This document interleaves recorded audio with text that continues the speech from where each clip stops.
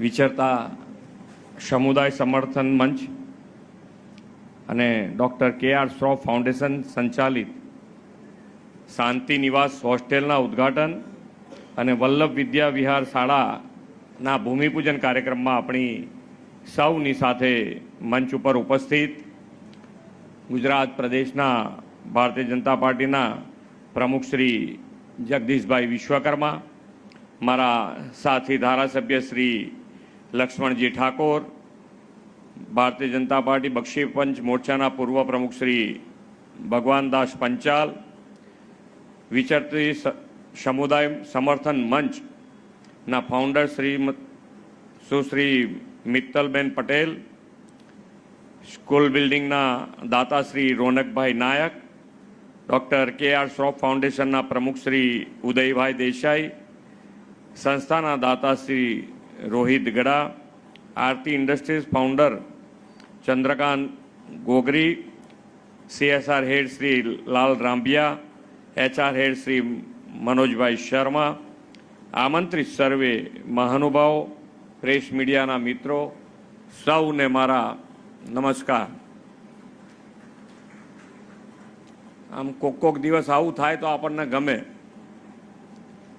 કારણ કે આપણે બધા અત્યારે જે જગ્યાએ બેઠા છીએ, ખાલી પંખો બંધ કરી દઈએ તો ઉપર છત છે, નીચે ફ્લોર પણ છે અને આજુબાજુ બધું હરિયાળું ને થોડું ચોખ્ખું વાતાવરણ છે, તોય આપણને એમ થાય કે પ્રોગ્રામ જલ્દી પતે તો સારું. યાર બહુ ગરમી લાગે છે, બફારો થઈ ગયો છે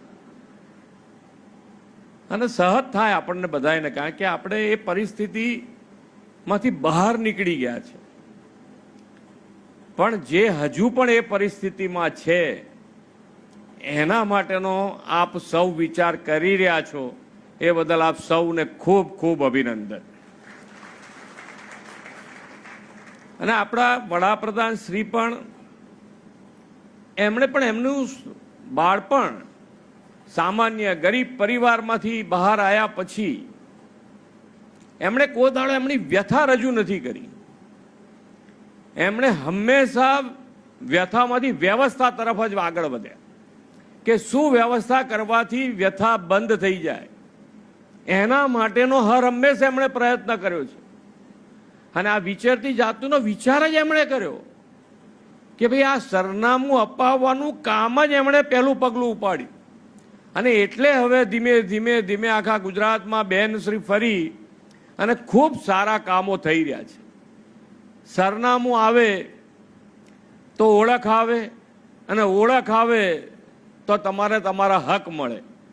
આ બધું જ કામ મિત્તલબેન દ્વારા વિચરતી વિમુખ જાતિ માટે થઈ રહ્યું છે. ખૂબ સારું કામ થઈ રહ્યું છે. આપણને પણ આની અંદર કામ કર્યું હોય, આપણે આંગળી ચીંધ્યાનું પૂન, આપણી સંસ્કૃતિમાં તો ખબર છે ને કે બધાને એક નાળા છેડી પકડાઈને ઊભા રાખ્યા હોય તો એ આખું કુટુંબ ઊભું હોય ને, એક જ જણ નાળિયેર તો કોણ એક જ જણ ઉમે ને, પણ બધાને નાળા છેડી પકડાયું હોય તો બધાને પૂન મળે. તો આપણે બધા એક આંગળી ચીંધ્યાનું પૂન લેવાનું છે. અહીંયા આવીને ખાલી બેઠા હોય કે ભાઈ નાના સારું કાર્ય થઈ રહ્યું છે એવું આપણા મોંમાંથી નીકળે તો એનુંય પૂન આપણને મળે એવું છે. ખૂબ સારું કાર્ય થઈ રહ્યું છે કે જે માણસો આજે તમે વિચારો કે રોજ બરોજ ના ક્યાં કાલે જઈશું, આપણી પાસે ત્યાં જમીન મળશે, રહેવાનું મળશે, જમવાનું મળશે, બાળકોનું શું થશે, કશું જ વિચાર ના આવે. અને એ જ્ઞાતિ ફરતી હોય અને એને જો આ રહેવાથી માંડીને, ભણવાથી માંડીને, જમવાથી માંડીને બધી જ વ્યવસ્થા જો કોઈ પૂરી પાડે તો એ કેટલું મોટું પુણ્યનું કામ. આપણને પણ આપણા જીવનમાં ઘણા કામો કરતા હોઈએ, કેટલાય કામો કરીએ, પણ એની અંદર આપણને આત્માને સંતોષ થાય એવું કામ જો ક્યાંય કરવાનું આવે તો આપણને લાગે કે અહીંયા આવ્યા પછી એવું લાગે કે આપણે આ કામમાં સહભાગી થયા છો, તો આપણને આત્માને સંતોષ થાય કે ના આવું કામ આપણે કરવું છે. બાકી આપણી પાસે પોઝિશન આવ્યા પછી આપણે શોધે છે. આમ તો સાયકલ જ એવી છે કે પહેલાં શું હોય કે ભાઈ આપણી પાસે પૈસા, સાયકલ નથી તો કે ભાઈ નાનું વ્હીકલ કે જેમાં પેડલ ના મારવા પડે એવું આવે તો સારું. એ આવે એટલે એમ થાય કે હવે 4 વ્હીલ આવે તો થોડું ચાલે, ભલે એસી નહીં હોત ચાલશે, પણ ગાડી આવે તો સારું. પછી એસી, પછી બ્રાન્ડેડ કાર, અને એના પછી આપણે શું શોધીએ તો કે હવે આપણે કંઈક સમાજ માટે કરવું છે, સમાજ માટે કંઈક કરવું છે. એટલે પછી આપણે પાણી ટાંકીઓ બનાવવી કે પછી સ્કૂલ બનાવવી, હોસ્પિટલમાં મદદરૂપ થવું, આ બધા વિચારો આપણને આવે. એટલે આ સાયકલ એવી છે. એટલે આપણે જે પરિસ્થિતિમાંથી પસાર થયા છીએ એ પરિસ્થિતિમાં બીજું કોઈ હોય તો એના માટે હર હંમેશ વિચાર કરવો, એવી પ્રેરણા આપણને હંમેશા વડાપ્રધાન શ્રીમાંથી મળ્યા જ કરે. તમે જુઓ તો અત્યારે ચીપ, ગઈકાલે જ આપણા ત્યાં 3G સેમિકન્ડક્ટર શરૂ થયું આપણા ત્યાં, અને છતાંય નાના માણસનો વિચાર કરવો, સ્વચ્છતા માટેનો પણ આજે વિચાર કરવો અને એ રીતે આગળ વધવું, એ એમનામાંથી જ આપણને પ્રેરણા મળે.